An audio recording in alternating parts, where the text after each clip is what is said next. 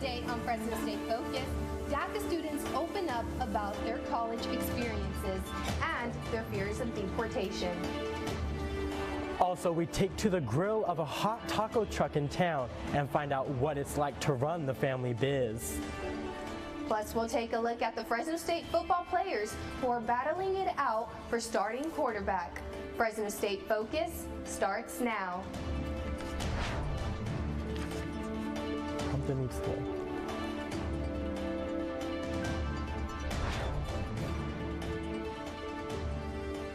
Hello and welcome to Fresno State Focus. I'm Gabriela Garcia. And I'm Connor Matson. People are freaking out. We may be out of avocados soon if the southern border closes. Say goodbye to avocado toast. President Trump is threatening to close the border, making it impossible for imported food supplies to enter the United States. About $14 million worth of produce goes across the border daily. Now, today, the president says some commerce may be allowed through the border, but he's still holding strong against opening the border for illegal immigrants. Chicago is celebrating a historic election today with the first African-American woman mayor. The newly elected mayor has no political experience. The former federal prosecutor says she is hoping to bring change to Chicago with gun violence, segregation, and economic inequality. And she wants to protect the communities. Well, look, we've got to do everything we can to speak to and protect our immigrant communities. I spoke at length about that last night, but I also want to make sure that as the city of Chicago gets its fair share of federal tax dollars. So we're going to stand strong and speak our values, and we're going to keep pushing back against hate.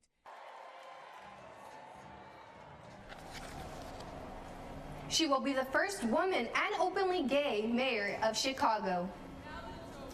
Former Vice President Joe Biden is defending himself and apologizing for misunderstandings when it comes to how he touches women.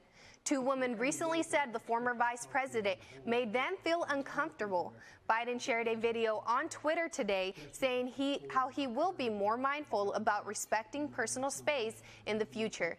Biden responded to the accusations by saying he had always viewed politics as a way to make connections and show support and affection.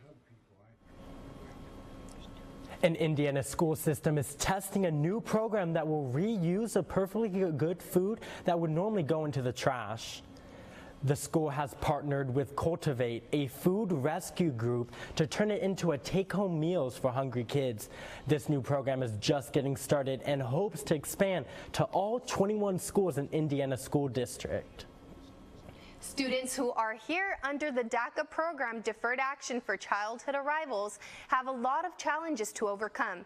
Many DACA recipients fear deportation and experience racism. 3 DACA students who are thriving in spite of the obstacles told me about their fears and how they survive. Fresno City College sophomore Carlos is a DACA student. He was brought to this country when he was a baby, without legal status. He says he's scared that he could be deported because of stepped-up enforcement of the border. I heard rumors about they leasing people's information to ICE, and I started building fear because I'm not the only immigrant in my family. And what if I'm doing all this and it can just be taken away by someone's decision? More than 72,000 undocumented students are enrolled in California colleges. About half are protected by DACA status. Arturo Terran says he lives in constant fear of deportation while working to pay for his college tuition.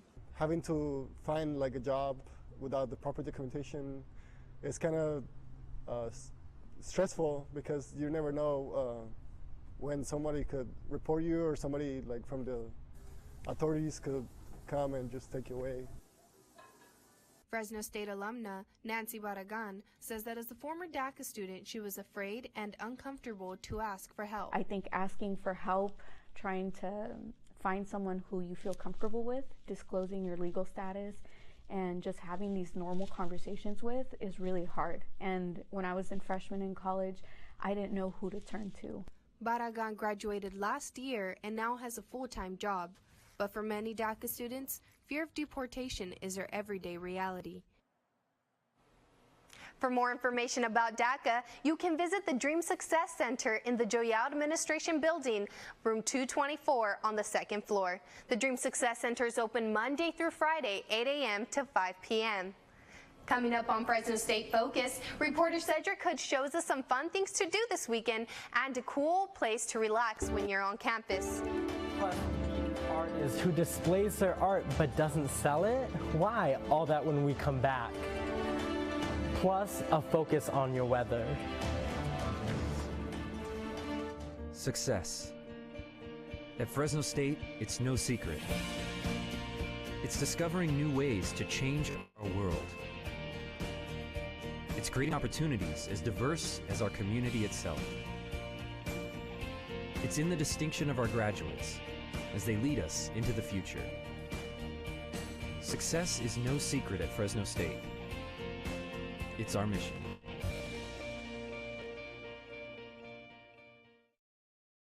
This is our Fresno State, forming relationships and learning experiences that last a lifetime, making friends who are like family, learning from professors who treat us like family, and earning a degree to make a better future for our family. Engaging our alumni generation by generation by generation. This is our Fresno State. Welcome to the family.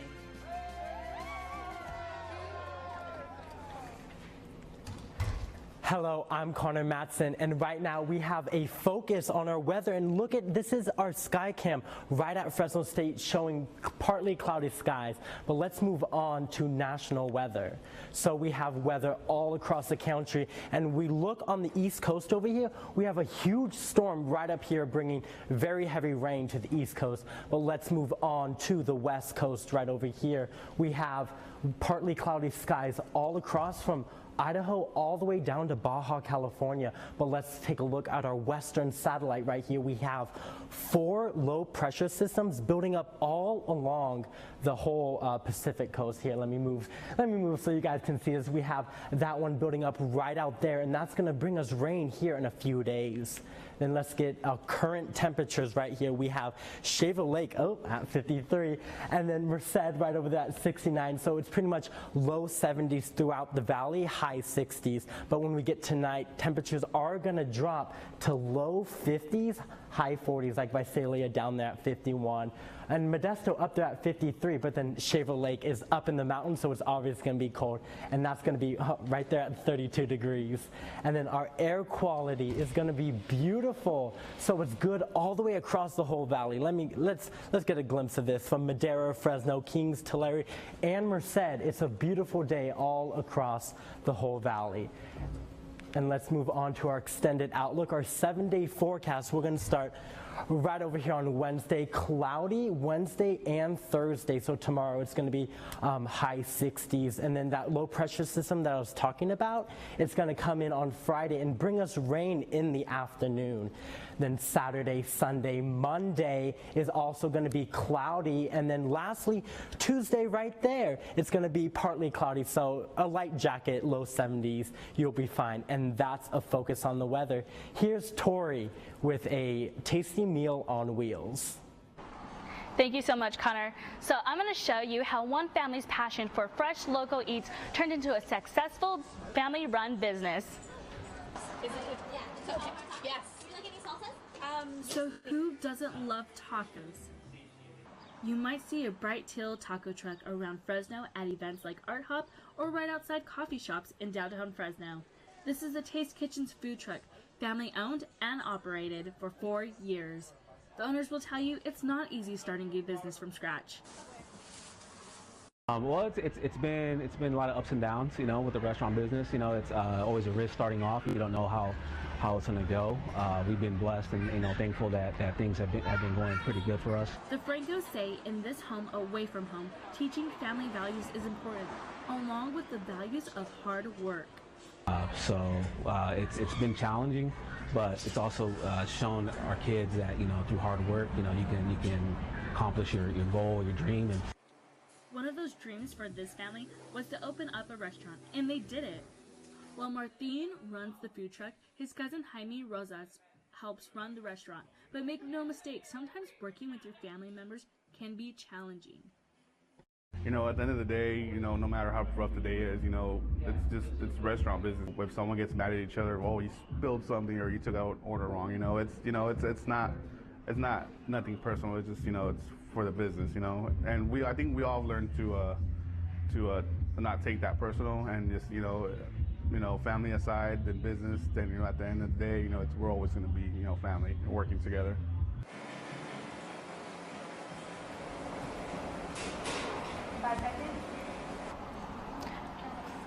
The Taste Kitchen will be celebrating its 4th food truck anniversary, April 13th at Taps and Cellar in Fresno.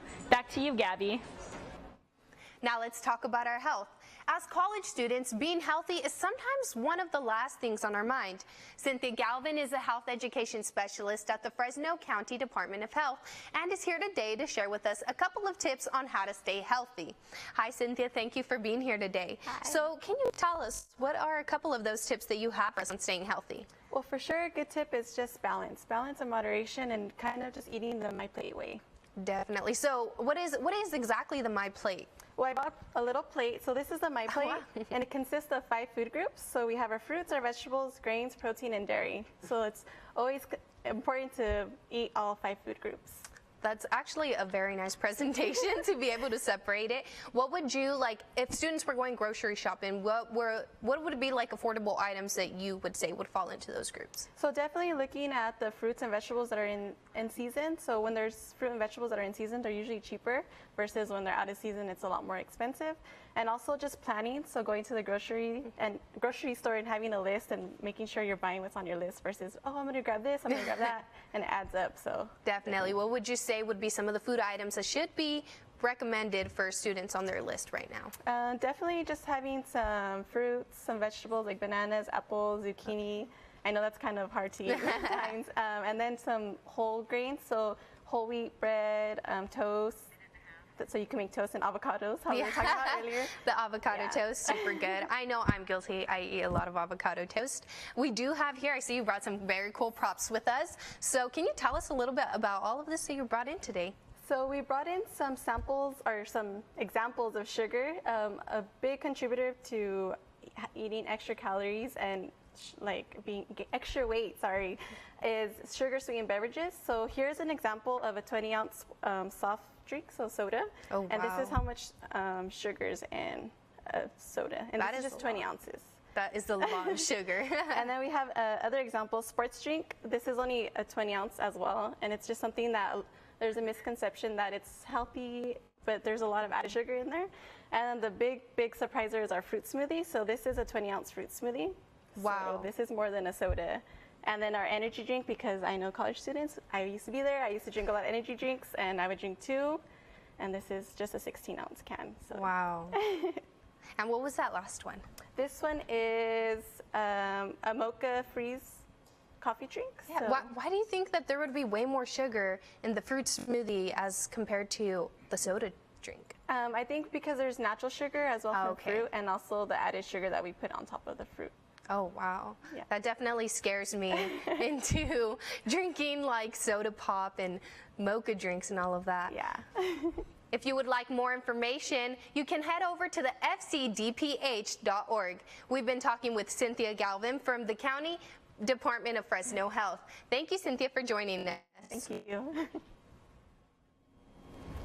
When it comes to art, there's usually a price tag attached to it. However, that isn't the case. For an MCJ student, Elodie Resendez shows us the artistic process of Alexandra Harrell and why she doesn't charge for her art pieces. For many artists, having the opportunity to display their artwork is a dream come true.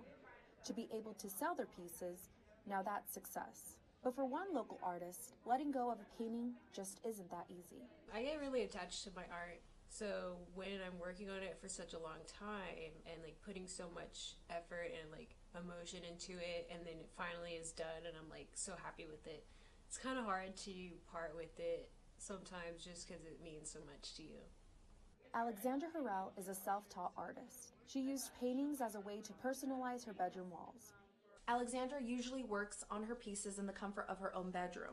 As you can see here, she has an easel and all her utensils ready to go. But now, thanks to a former classmate, Alexandra is covering the walls of a studio in downtown Fresno. Allie's art is very original. When I book an artist, I want to see them through their art, if that makes sense. Alexandra's pieces were a huge hit. She had art lovers raving about her work. I want this in my house, but if I had a dungeon, I would go right here. Alexandra's working on 2 pieces right now, a painting of an albino bunny, which so happens to be her favorite animal, and she's also working on a charcoal drawing. Like, starting to like it. I'm trying not to like it. Clearly a battle she's working through, learning to love what she makes and loving it enough to let it go. Elodie DeCendi's Fresno State Focus. Harrell is expected to show her new artwork at the Art Hop in July. Maybe by then she'll be open to selling some of her pieces. Being at school all day can sometimes make students feel drained. Taking a nap in your car can be uncomfortable. Driving home to nap is time-consuming. Cedric is at the Recharge Zone to show us how we can recharge in between classes here on campus. Hi Cedric, tell us about it. All right, Connor. Hey guys, I'm at the basement of the University Student Union in front of the Recharge Zone. So before I tell you guys what this is, we're going to find out from my friend Anna over here, who's in the Information Center right next door. So Anna, how are you today? Good. And so Anna, tell us a little bit, what is the Recharge Zone? Yeah, so the Recharge Zone is like a little napping station that student can make a reservation for. So they have to come in, show me their student ID, and then I'd make an appointment for them through our computer, and then for whatever time slot they wanted, and then they can head on in and take a nap. Perfect. So I got my student ID card. That's step one. So do a lot of students use it? Actually, a lot of students do. Like usually during midterms and finals, the students that do know about this come in very frequently to make nap pod reservations.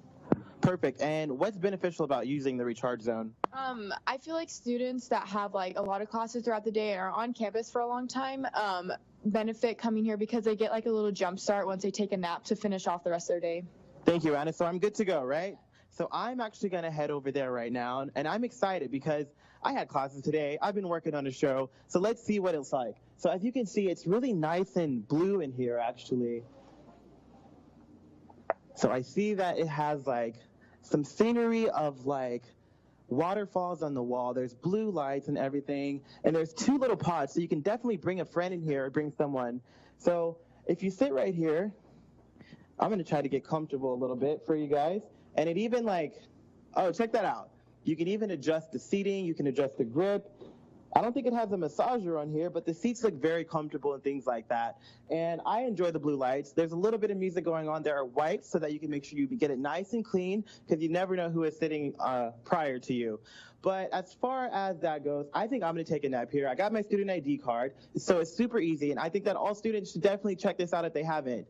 But guess what, guys? A good way to, before you recharge for the weekend, is to take a nice little nap. So I'm going to show you guys what things are going on in the Valley this weekend so that you can take your nap and then head out with your friends and family. Get those hats out. Big Hat Day in Old Town Clovis is back for its 81st year. This Saturday and Sunday, take the family out to this 15-block celebration. There will be shopping, food, and entertainment for all ages. This event is free, and gates will open at 9 a.m. Are you a comic fan? Fresno State will host its 5th Comic-Con this Saturday. FresCon, as it's called, is open to the public. The event will have 40 vendors, a kid zone, a community fair, and more. And the best part about all of this is that it's completely free admission, and parking is free as well. The fun begins at 10 a.m. at the Fresno State campus. Don't forget to dress as your favorite superhero. The Fresno Grizzlies opening night is this Thursday. Baseball fans can have a hot dog, a brew, and watch the Grizzlies take on the Reno Aces. Fans may notice a few changes and improvements to Chick-Chansey Park as part of the park's $4 million renovation. The game kicks off at 7:05, and fans can stick around after for an awesome fireworks show. You can get your tickets at the box office or online. Want to test out your superpowers this weekend? Valley Children's Hospital is hosting its Run with the Heroes awareness walk and 5K run this Sunday. All participants will receive a medal and some delicious hotcakes at the finish line. The online registration is closed, but you can arrive before 9 a.m. on Sunday to register in person. If good music and dancing sounds fun to you, then you might want to check out Fresno State's Gay Gatsby's Queer Prom. There will be a DJ, dance floor, photo booth, drag performances, and more. Tickets begin at $10 for students and $12 for community members. Everyone is welcome to attend this event this Saturday night at 6 p.m. in the Satellite Student Union. So many options to choose from this weekend. Make sure you choose a good one. Connor, back to you. Coming up in sports, we'll see how the Fresno State softball team did over the weekend in the Fresno State Invitational. Stay tuned for sports with Adrian Luevano. I got the bulldog spirit up in my head. Up in my head. Up in my head. I got that bulldog spirit up in my head. Up in my head to say. I got that bulldog spirit deep in my heart. Deep in my heart. Deep in my heart. Got that bulldog spirit deep in my heart. Deep in my heart to stay. I got that bulldog spirit down in my toes. Down in my toes. Down in my toes. I got that bulldog spirit down in my toes. Hey, down in my toes to stay.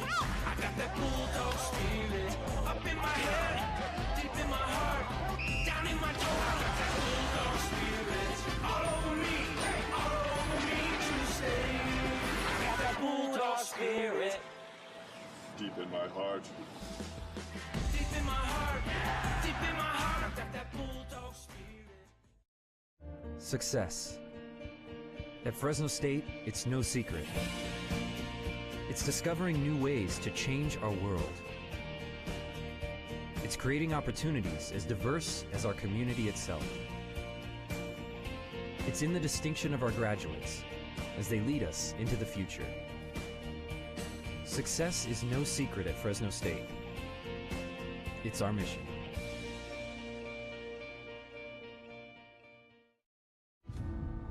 I truly feel the heartbeat of everyone who's invested in this place, and I know why we're here. To develop our young men into winners in every respect, as people of character and leaders of integrity. To demonstrate what it is to be a community working as one, respecting traditions and creating new ones. That's building something bigger than just a great football team. That's being a Bulldog. Welcome to Sports. I'm Adrian Loveno. The Fresno State baseball team started its 13-game road trip this past weekend in San Diego State. The Bulldogs had a great job with their bats. They helped capture the first 2 games of the series. McCarthy Tatum took this ball deep, which you're about to see, in the top of the 4th. That was his 3rd home run of the season. The Dogs faced number 2 Stanford yesterday and fell 2-0. Fresno State travels to Eugene, Oregon tomorrow for a 4-game series with the Ducks. You can watch the series on the Pac-12 network. Fresno State completed a perfect week of games at the Fresno State Invitational during softball, finishing the tournament with a 6-0 record.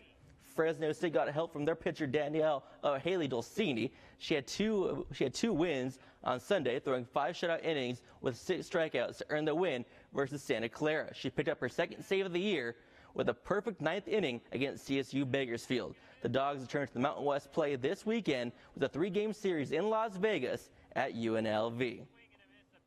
Joining me now is a member of Fresno FC, Director of Communications, Angel Moreno.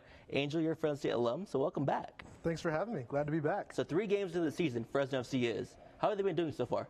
Well, great. We're unbeaten, right? But things are going well. We have 1 win, 2 draws, unfortunately.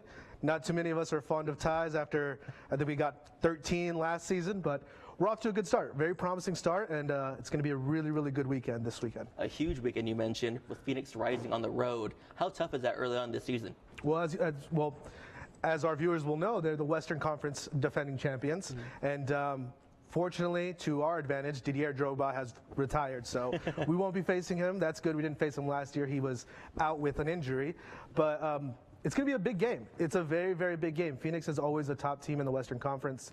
And when we went over there last year, we took an early lead, but unfortunately a late goal in stoppage time saw us end in a draw. So I think we're going to come back with a little more fight, a little more bite, and we definitely want to come out of Arizona with 3 points. Now we have some things down here. We have a scarf. My favorite part about this scarf is the skyline that you see right here. That's awesome. Yeah, so that's our Skyline scarf. That's the name of it, yeah. And then we also have this red jersey that's new this season that came out. And what does this red jersey signify? So the reason we made this red jersey, and as you can tell, the crest and our brand or our front of jersey sponsor is in black and white. It's to pay homage and give a little tribute to Fresno Fuego. You always have to think of where you came from, where you grew up from, your roots. And so that's what that red jersey represents. So we're going to wear it 3 times a year, specifically on Friday home matches. The first one, Friday, April 26th. That one's against Tulsa Roughnecks? No, that's our next home game. Next one, yes. I'm spacing on that one. But either way. Keep in mind, Twitter feed. You always have that, so follow us on Twitter and Instagram at FFC Foxes for all the latest updates. But yeah, every Friday home match, 3 this season, 1 in this month, 1 in June, 1 in August. We'll be wearing those red kits in honor of Fuego. I can't wait to see those red kits on the field. Yeah, it's a fun one. It's going to be a fun one with Fire Squad. We've been speaking to Director of Communications, Angel Moreno. Thank you for being back here at Fresno State. Thanks for having me back. Fresno's FC returns home to Chansey Park on April 13th against Tulsa. Thanks again, Angel. Fresno State football head coach Jeff Tedford is looking for his next starting quarterback for the 2019 season. Here's how the QB competition is going.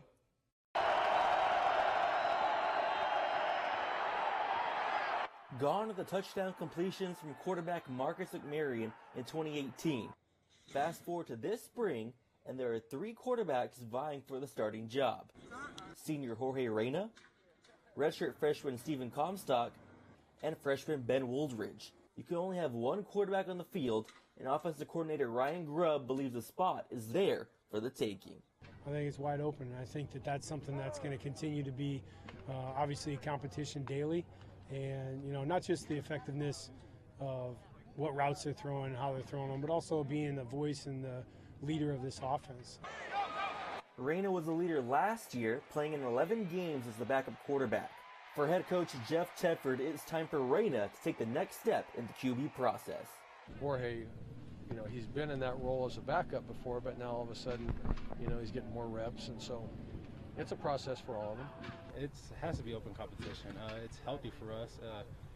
Our job that we've said in the quarterback group is we want to make each other better for the team. It doesn't matter who's going to be the starter. We just want to support and make sure that whoever starts is the best for the team.